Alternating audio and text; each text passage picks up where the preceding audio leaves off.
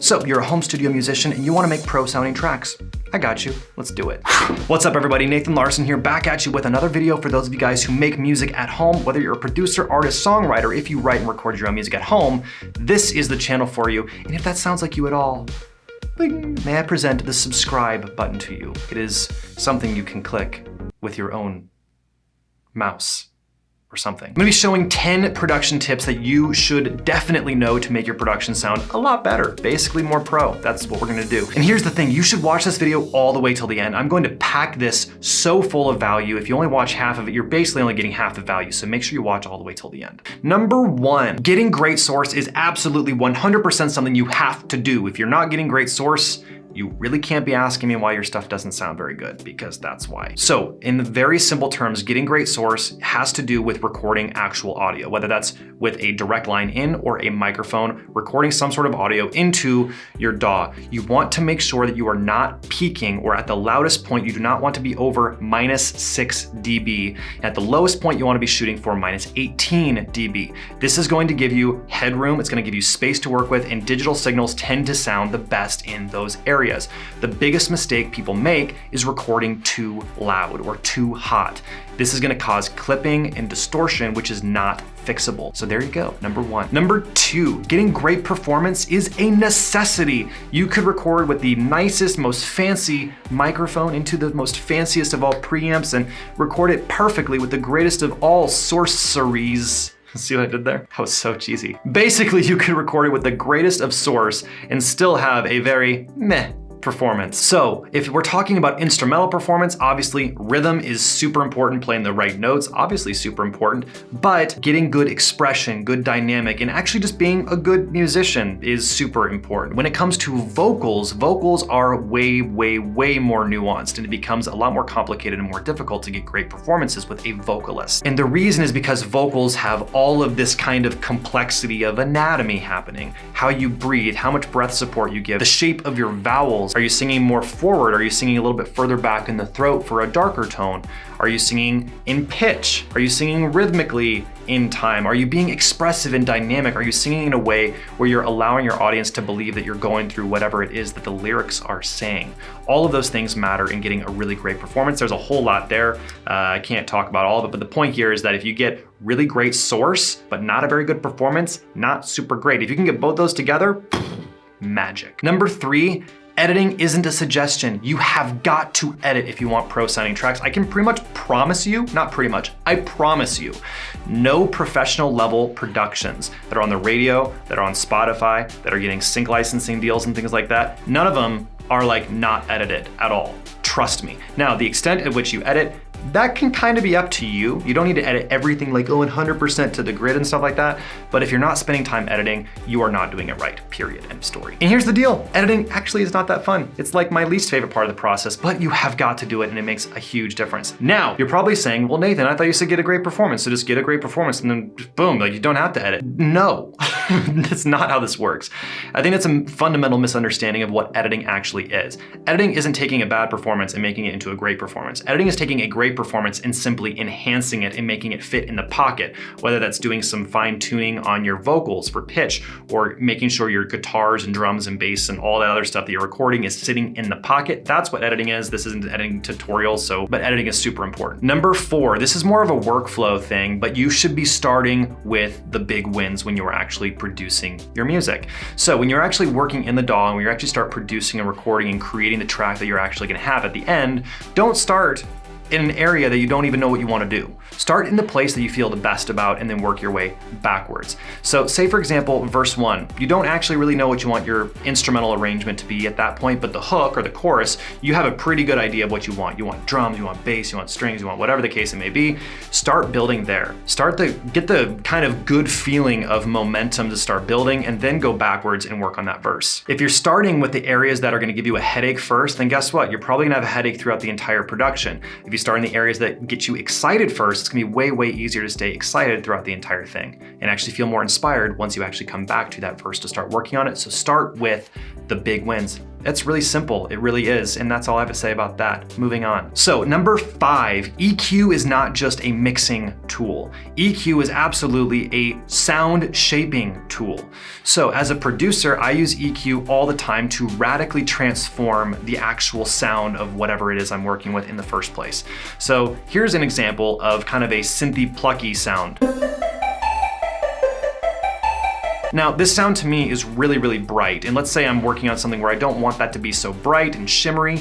Instead, I want it to be a little bit more dark and muted and kind of in the background. Now, instead of going and finding a completely new sound, which could take me a pretty significant amount of time potentially, instead what I'm gonna do is I'm going to pull up EQ. I'm going to start making very big sweeping decisions with EQ to change that sound. I might use a filter to roll off all that high end, or I could use a shelf or just a very, very wide cut to make it sound more like this. That sounds completely different, and EQ can be used to do even more than just that, what I just showed you. You could do way more than just that, but it's not just a mixing tool. EQ can absolutely be used to completely transform an entire sound. Boom, that was another fast one. Number 6, this is such an important one. Arrange with the mix in mind. You might be saying, Nathan, what on earth does that mean? Arranging with the mix in mind is actually pretty simple. Let's say you're working on a chorus and you want this super, super big chorus, right? So you've got your bass and you start recording like a guitar, and you do another guitar and another guitar, and you're like, oh my gosh, let's throw all this stuff at it, and you just throw all this junk at it. And it's like, whoa, that's pretty cool. But then you realize this sounds really muddy. Like this is kind of muddy. What the amateur is gonna say is, dude, we can totes fix that later. Like EQ, man. The pro is gonna say, we have too much going on. Let's actually get rid of a bunch of this stuff. We can always make the other things sound bigger. So arranging with the mix in mind is the idea of never overloading frequencies during the arrangement process. So in other words, if you want something to sound bigger, rather than just chucking a bunch of different things at it, instead realize that you can make those sounds that you already have be bigger later on, instead of basically just piling all that junk in there to start out with. Now, same thing on the flip side, let's say that you want something to sound bigger. Instead of just saying, oh, I've got this one guitar part, we can just make that thing sound huge. Instead, maybe you do want to double that guitar part and then pan them to make them super big. We're gonna talk about that later. The main thing here is that you never want to be saying, hey, let's just fix that later. We can just fix that later. The main thing is actually just go ahead and arrange those things that way. What you need to understand is that pro level productions already sound really good as a rough mix before they ever get sent to a mixing engineer or before they ever make it to the mixing stage in the case that you're mixing your own stuff. So arrange with the mix in mind. Yeah. Number 7, vocal production has the power to make or break your productions, plain and simple. You could have the most incredible instrumental production, and if your vocal is just kind of meh, guess what? The whole track will be meh. So for me personally, whenever I'm producing vocals, I'm always looking for how can I accentuate and enhance whatever it is that I've got going on vocally. I want the lyrics to be inspiring me as far as what am I doing with my background vocals? What kind of harmonies am I doing? Am I doing doubled vocals? Am I doing vocals an octave higher, an octave lower? When am I doing those things? And actually coming up with a really amazing vocal arrangement. There's very, very, very few examples of music in the modern era today that is just one vocal all the way through with nothing else. There are examples, of course, but it's not common. In most music that we're gonna be listening to that is going to be at a professional or pro level, so to speak, whatever that even means, then that is going to typically have a lot more going on vocally than just one lead vocal. I have videos on this on my channel that you can really dig into to learn more about that. Number 8, what was that? Number 8, the law of diminishing returns. This is something you need to be aware of, and this kind of comes down to some opinion, but I want to bring it up because it is important. At the end of the day, there is a point at which you start overproducing things, and I have been guilty of this myself. For sure, 100% I've done it. I don't know anyone who hasn't done it. And yes, there is definitely some similarity between arranging with the mix in the mind and also kind of this law of diminishing return, but there are some differentiations here. Let's say, for example, you have some really cool stuff going on in the high frequencies and then some mid frequencies where you're not necessarily overloading things, but you just have a lot of different ideas going on. At a certain point, you do absolutely throw too much on the wall where it might make sense to just kind of dial it back and take a little bit of that stuff out. So this is more something for you to think about in the back of your mind. Are you doing things very intentionally, or are you just throwing crap on the wall and hoping that everything sticks? So just be intentional when it comes to the choices that you're making. Number 9, getting super wide sounds by doubling them and panning them. I mentioned this a little bit earlier, but this is something you can use in so many different scenarios. So let's take, for example, an acoustic guitar. You could have a guitar that sounds like this. which doesn't sound bad, but we could go ahead and turn that into this.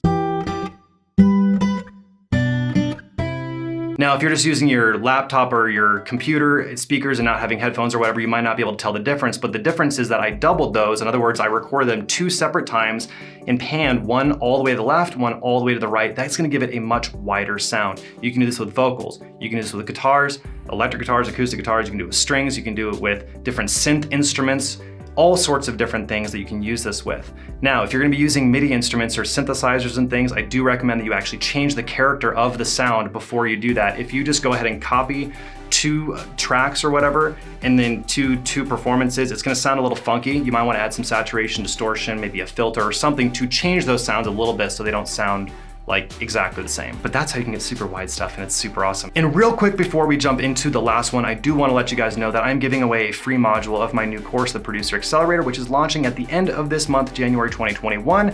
If you want that, it's in the description down below. It's a free session breakdown of one of my own songs, I Will Rise. There's a ton of value, and I've already gotten some people that have said that they've been pretty surprised I just gave this away because most people would charge money for it. So go get that down below while you can. And finally, number 10. Number 10 is that you should be investing in sounds over effects. So when it comes to investing in equipment and gear and all this stuff, I get so many people asking me questions like, what plugin should I buy? What effects? Should I buy the Waves bundle? Should I buy the Sound Toys bundle? All this stuff. And my typical response is that if you're focused on actually producing music, like actually writing music and actually creating music in your DAW and actually, making music, you should be focused on investing in sound, not effects. There is a point at which you just kind of have so much stuff effects-wise where you're never even gonna use all of that. Most DAWs are gonna have quite a lot of options of just stock effects. And if you buy sample library bundles, you're probably gonna get effects thrown in there, like the Native Instruments bundle. The Complete Ultimate bundle has tons of awesome effects that you can use as well that just come with it. So all in all, getting access to new sounds is going to make a much, much bigger difference on your productions than getting access to new effects plugins. So I do think that when it comes to investing in yourself and investing in your studio, unless you're looking at microphones and other things like that, if you're looking at software, my recommendation is focus on buying sound, not effects. My go-to sample library is definitely Native Instruments. I love East West, Spitfire's pretty good, and I love everything that I've used by Output. Those are the 4 of my favorites. I have a link all the way down in the bottom of the description of all the gear that I use in my studio as well if you ever want to check that out. And hey, if you found value in this video, I would ask that you subscribe to the channel. I have so much amazing new content coming out in 2021. I'm super, super, super, super excited about it. Drop a comment, give the video a like, and we'll see you in the next one.